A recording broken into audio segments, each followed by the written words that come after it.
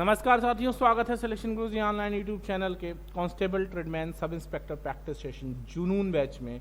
और प्रतिदिन की तरह प्रीवियस क्वेश्चंस के एनालिसिस के बेसिस पे आज हम फिर एक बार आपके लिए लेकर आए हैं इंपॉर्टेंट क्वेश्चंस की वो सीरीज जो एग्जाम और प्रैक्टिस दोनों के पॉइंट ऑफ व्यू से बहुत इंपॉर्टेंट है। तो स्टार्ट करते हैं आज का सेशन एक मोटिवेशनल कोट के साथ कि अपने लक्ष्य पर नज़र और अपनी मेहनत पर विश्वास रखो। एकदम अर्जुन की तरह आपकी नज़र मछली की आंख होनी चाहिए और मेहनत इतनी होनी चाहिए कि सफलता निश्चित रूप से आपको प्राप्त हो। बढ़ते हैं क्वेश्चंस की तरफ और आज का जो पहला क्वेश्चन है अच्छा क्वेश्चन है, ध्यान दीजिएगा। एक पुलिस वाला किसी चोर को 200 मीटर की दूरी से देखता है।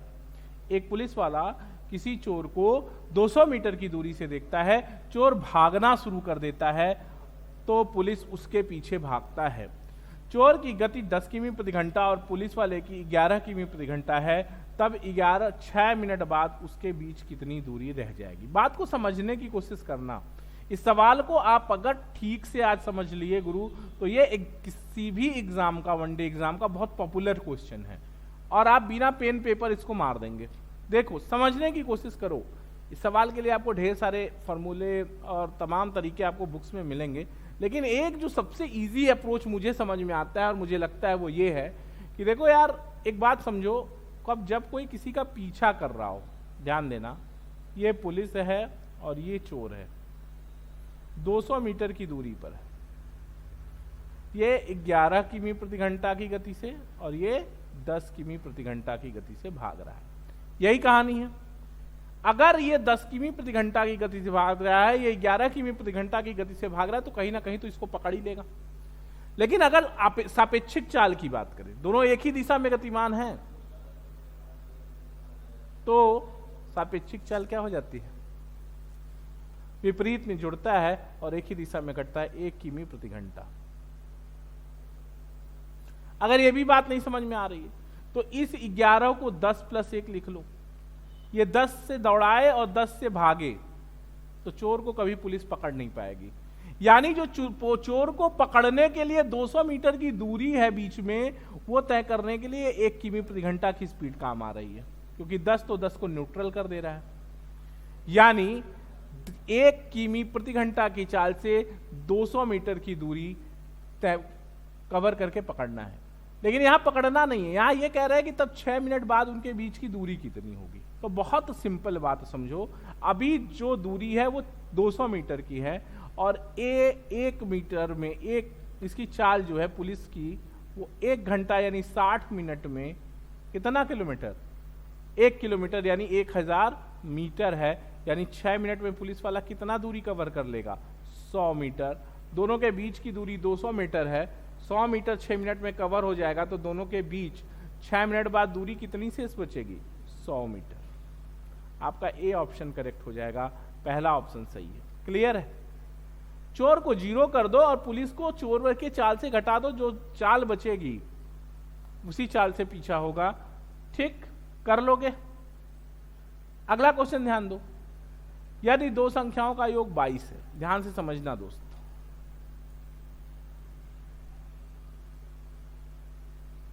कह रहे दो संख्याओं का योग 22 है, यानी आपको दे रहे हैं कि a + b = 22 है और इनके वर्गों का योग a² + b² = 404 है।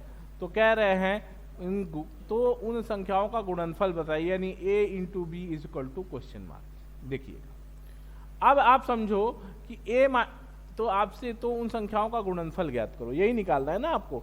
तो बहुत सिंपल सी बात समझो आप कि x + y या a + b जो दिया है, a + b = 22 है। दोनों तरफ का स्क्वायर कर ले तो a² + 2ab + b² = 484, या 2ab बराबर हो जाएगा 484 - 404 बराबर हो जाएगा बराबर क्या हो जाएगा? 80 हो जाएगा, बराबर 80 हो जाएगा। और 2ab अगर 80 है तो ab कितना हो जाएगा? 2ab अगर 80 है तो ab कितना हो जाएगा? ये भी 40 हो जाएगा। ये आपका ऑप्शन ए करेक्ट है। यहां तक कोई दिक्कत नहीं है ना, यहां तक कोई दिक्कत नहीं। आगे बढ़े, अगला क्वेश्चन ध्यान देना।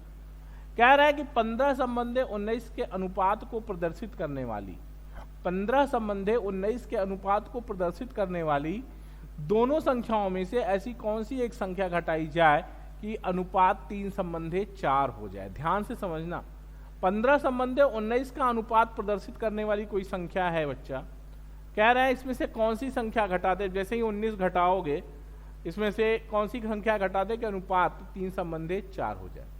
देखो 3/4 लाना है तो सीधा सीधा है कि 9 घटाओगे तो 15 में से 9 जाएगा तो 6 हो जाएगा, और 10 6/10 2/5 हो जाएगा, नहीं होगा। 6 घटाओगे तो 9/16 हो जाएगा, हाँ 6 घटाने पे बात बन सकती है। 6 घटाओगे तो 9 और बटा 6 घटाओगे तो 13 अच्छा 19, नहीं होगा। अब 5 है, 5 भी घटाने पे काम नहीं होगा। 3 घटाओ, हाँ 15 में से 3 जाएगा 12, और 15 में 19 में से 3 जाएगा 16, हो गया 4 तिहाई 12, 4 तिहाई 12, 4 चौके 16, 3/4 यानी आंसर 3 आएगा। ऑप्शन से आप ट्रेस करके सॉल्व कर लेंगे, यहां तक कोई तकलीफ नहीं है। आगे बढ़ूं, अगला सवाल ध्यान देना। कह रहे हैं कि किसी बहुत बहुत बेहतरीन सवाल, किसी समबहुभुज में उसके आंतरिक कोण और बाह्य कोणों का अनुपात 2 संबंधे 1 है तो कुल कितनी भुजाएं हैं। अपने तरह का एक यूनिक क्वेश्चन है। अब अगर कोई n भुजाओं वाला बहुभुज है दोस्त, तो उसके आंतरिक कोणों के योग और बाह्य कोणों के योग का अनुपात 2 संबंधे 1 है, यानी बाह्य कोण का योग क्या होता है, बाह्य कोण का योग होता है 2n-4 × 90, सॉरी आंतरिक कोण का योग, आंतरिक कोण का योग ये होता है बटा बाह्य कोण कितना होता है 360, बाह्य कोण 360 बटा 360 बराबर 2/1। बात समझ पा रहे हैं। आंतरिक कोण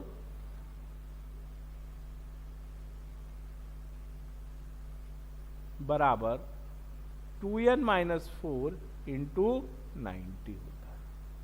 9 चौके 36। अब देखो 2n-4 = 8 या 2n = 12, n = 6। कितनी भुजाएं हो गई, 6 भुजाएं। यहां तक कोई तकलीफ नहीं है ना, कर लोगे। अगला सवाल, 28 सेमी की भुजा वाले वर्ग के भीतर बनाए जा सकने वाले सबसे बड़े वृत्त का क्षेत्रफल वर्ग सेमी में क्या होगा। ठीक है, ध्यान दीजिएगा। वर्ग है 28 का, तो भाई सीधा सीधा है कि जो वृत्त बनेगा उसका व्यास 28 हो गया, त्रिज्या 14 हो गई, तो πr², त्रिज्या 14, तो 22/7 × 14 × 14, 44, 14 चौका 56, 14 चौका 56, 6 61, 616 सेंटीमीटर वर्ग। क्लियर है। आगे बढ़ते हैं, अगला क्वेश्चन कह रहे हैं, ध्यान देना, सही है ना, यहां तक कोई दिक्कत नहीं है। आगे बढ़ना, कह रहे हैं कि एक वृत्त की परिधि 4π से 8π हो कर दी जाए, यानी 2 गुना कर दिया जाए, तो उसके क्षेत्रफल में क्या परिवर्तन होगा। सीधा सीधा बात है कि परिधि अगर 2 गुनी होगी तो क्षेत्रफल 4 गुना हो जाएगा। कितना परिवर्तन होगा, तो 4 गुना का परिवर्तन। कितना हो जाए, कितना परिवर्तन अगर पूछ रहे हैं तो ध्यान देना 3 गुना का परिवर्तन। मतलब अगर 4π से 8π हो रहा है परिधि, तो क्षेत्रफल 1 से 4 हो जाएगा। 4 गुना परिवर्तन की बात करोगे तो 3 गुने की वृद्धि हो जाएगी। ठीक है, जो ऑप्शन रहेगा जैसा उस हिसाब से कर लेना। कितना हो जाएगा तो 4 गुना, कितना परिवर्तन हो जाएगा तो 3 गुना। ठीक है, अगला सवाल कह रहे हैं कि ABC एक चरागाह किराए पर लेते हैं। ए उस पर 7 महीने तक 10 बैल चराता है, B 5 महीने तक 12 बैल चराता है, और C उस पर 3 महीने तक 15 बैल चराता है। अगर चरागाह का किराया 175 रुपए है तो C को अपना हिस्से का कितना किराया देना होगा। ठीक है, कितना किराया देना होगा। देखो सिंपल सा सवाल है दोस्त, क्या करना है, A B C। क्या कह रहे हैं, A 7 महीना 10 बैल, B 5 महीना 12 बैल और सी 3 महीना 15 बैल। तो आप देखो क्या कटने वाला है इसमें से, 5 एक्का 5, 5 दूनी 10, 5 तिहाई 15, 14 संबंधे 12 संबंधे 9, 14 12 9 का मतलब हो गया 35, 14 12 12 12 24 25 26 26 9 35 भाग बराबर 175, 1 भाग बराबर 5। तो कह रहे हैं सी का हिस्सा क्या होगा, सी 9 भाग बराबर 45। यहां तक कोई दिक्कत नहीं, कर लोगे, सिंपल है ना, हो जाएगा। अगला ध्यान दो, कह रहे हैं संतरों के मूल्य में 20% की कमी हो जाने पर एक आदमी 10 रुपए में 5 संतरे अधिक खरीद लेता है। संतरे का पहले वाला मूल्य कितना था? सिंपल सवाल है दोस्त, समझो।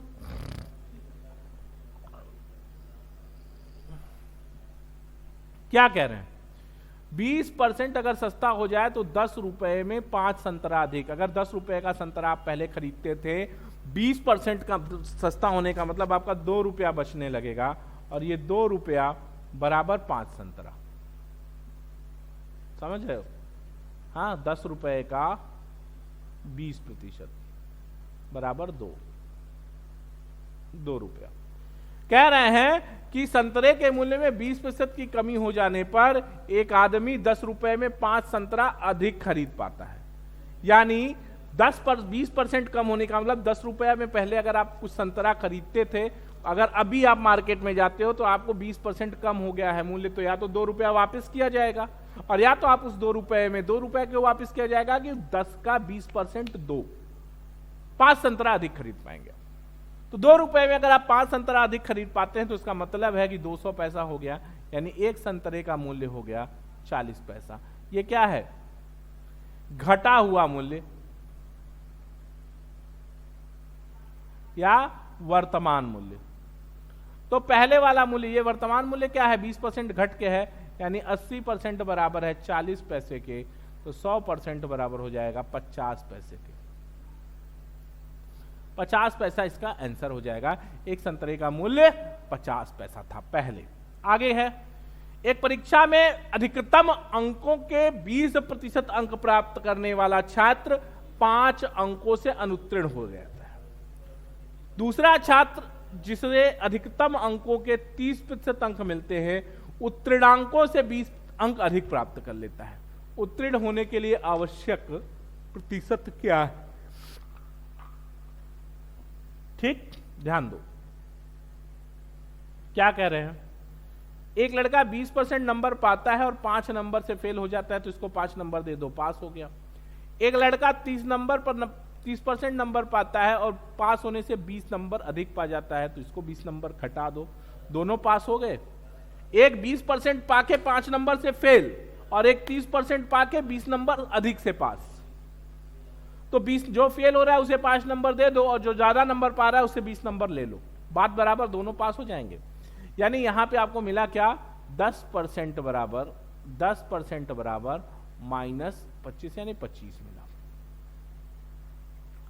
ठीक है, अब बताओ 20% बराबर कितना हो जाएगा?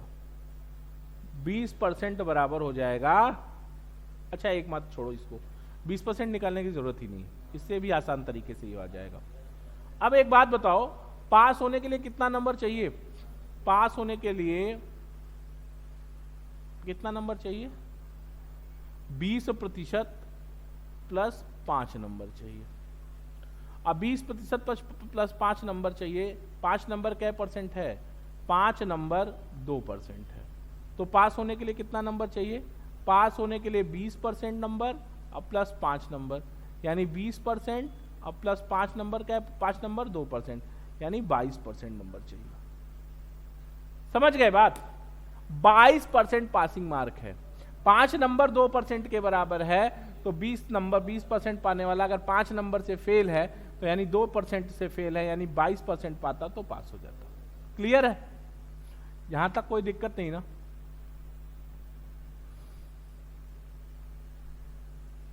अगला सवाल है बहुत अच्छा, और इसके लिए बहुत बेहतरीन ट्रिक भी है मेरे पास। क्या कह रहे हैं? 3 पुरुष या 6 स्त्रियां एक काम को 16 दिन में कर सकती हैं। तो देखो 3 male or 6 female can do a piece of work in 16 days. 12 men plus 8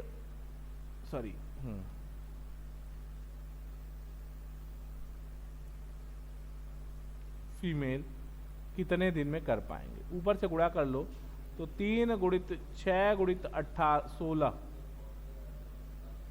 बटा 8 त्रिके 24 और 12 छक 72 यानी 96। 16 छक्का 96 यानी 3 दिन में ये हो जाएगा। ठीक, इससे बेहतर कोई दूसरा तरीका नहीं है दोस्त इस सवाल को सॉल्व करने का। क्या किया, सवाल को सिस्टम से नोट किया, ऊपर जितना है उस सबका गुणा कर लिया, 3 गुणित 6 गुणित 16 बटा दिए गए संख्याओं के तिर्यक गुणा को जोड़ दिया, आंसर आ गया। ठीक, आगे बढ़ते हैं अगला सवाल। यदि किसी टैंक के 1/3 भाग भरे होने पर उसमें 80 लीटर पानी है तो उसके पूरा भरे होने पर कितना पानी होगा? भैया अब 1/3 बराबर अगर 80 लीटर है तो एक पूरा बराबर 240 लीटर होगा, और कह रहे हैं आधा भरा है तो कितना होगा? 120 लीटर होगा। सिंपल सा सवाल है, ऑप्शन बी करेक्ट हो जाएगा। कोई दिक्कत नहीं। यहां तक आगे बढ़ूं, अगला सवाल ध्यान दीजिएगा। कह रहे हैं कि दो संख्याओं का लसद 495 और मौसा 5 है, उन दोनों संख्याओं का योग 100 हो तो उनका अंतर क्या होगा? ध्यान से समझना दोस्त।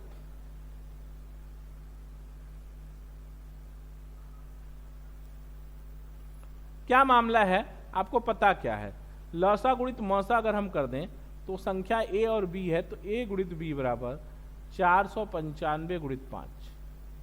5 × 5 = 25 की 5 हासिल 2, 5 × 9 = 45, 2 47 हासिल 4, 5 × 20 4 2475। ये संख्या का गुणनफल है और योग आपको पता है a + b = 100। तो अंतर ज्ञात करना है, a - b का whole square is equal to a + b का होल स्क्वायर -4ab। ठीक है, -4ab। क्लियर हो जाएगी बात। अब देखो a स्क्वायर, अब देखो क्या करना है, a - b का whole square is equal to a + b का होल स्क्वायर यानी 100 का होल स्क्वायर -4 गुणित 2475 बराबर 10,000 माइनस 24 चौका 96 और 75 दूना 150 300 9900 यानी a - b का whole square is equal to 100, या यूं कह सकते हैं a - b बराबर 10। ये हो गया पहला ऑप्शन सही। यहां तक कोई तकलीफ नहीं है। आगे बढ़ते हैं अगला सवाल। अगला सवाल कह रहे हैं कि 1 संबंधी 2 संबंधी 3 संबंधी 4 के अनुपात में 4 संख्याएं हैं, इन संख्याओं का योग 16 है, पहली और चौथी संख्या का योग ज्ञात करो। सिंपल सवाल है यार। क्या है? अनुपातिक योग 1 2 3 4 है, 2 1 3 3 6 4 10। 10 बराबर 10 भाग बराबर 16 के, तो 1 भाग बराबर 1.6 के।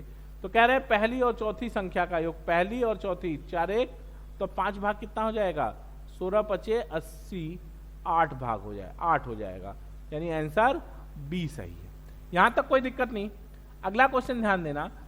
यदि किसी संख्या का 3 गुना इस संख्या के 3/5 से 60 अधिक है, यदि किसी संख्या का 3 गुना यानी 3x उस संख्या के 3/5 से 60 अधिक है तो संख्या क्या है? कितना हो गया? 15x, 15 में से 12x बटा 5 बराबर 60, 12 पंजे 60, x बराबर 5 5 25।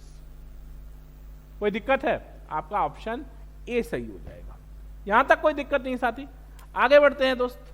अगला सवाल है कि 5 4 3 2 7 9 से विभाज्य है तो स्टार के स्थान पर जो अंक होगा वह है। देखो यार, एक बहुत सिंपल सी बात समझो। 9 से विभाज्यता का नियम यह, या 3 से 9 से विभाज्यता या 3 से विभाज्यता का नियम यह है कि अगर किसी संख्या के अंकों का योग 9 या 3 से विभाज्य है तो संख्या 9 से विभाज्य होगी या 3 से विभाज्य होगी। देख लेते हैं। 5 4 9 3 12, 12 2 14 7 21। अंकों का योग 21 प्लस स्टार है ना, 21 ही 3 से विभाज्य है। अच्छा, अब अगला बात देखो भाई कह क्या रहे हैं, 3 से विभाज्यता या 9 से विभाज्यता का नियम क्या है? 3 से विभाज्यता या 9 से विभाज्यता का नियम ये कहते हैं यदि अंकों का योग 9 से विभाज्य हो तो संख्या 9 से विभाज्य होगी। ठीक, 3 से विभाज्य हो तो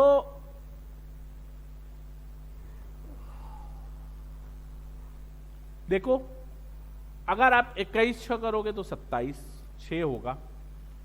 ठीक, 9 से विभाज्य होना है अगर इसको, तो 9 से विभाज्य होने के लिए अंकों का योग 9 होना चाहिए, 9 से विभाज्य होना चाहिए। 5 + 4 + 3 + 2 + 7, 7 2 9 3 12 4 16 5 21 और एक प्लस स्टार है। स्टार में अगर हम 6 रख दें तो ये हो जाएगा 21 6 27, 27 9 से विभाज्य है तो ये पूरी संख्या 9 से विभाज्य हो जाएगी, यानी स्टार की जगह पे 6 आएगा। यहां तक कोई दिक्कत नहीं। सिलेक्शन गुरुजी ऑनलाइन में प्रैक्टिस सेशन बैच में आज इतना ही। कल फिर मुलाकात होगी कुछ और बेहतरीन शानदार सवालों के साथ। तब तक देखते रहिए सिलेक्शन गुरुजी। जय हिंद, जय भारत।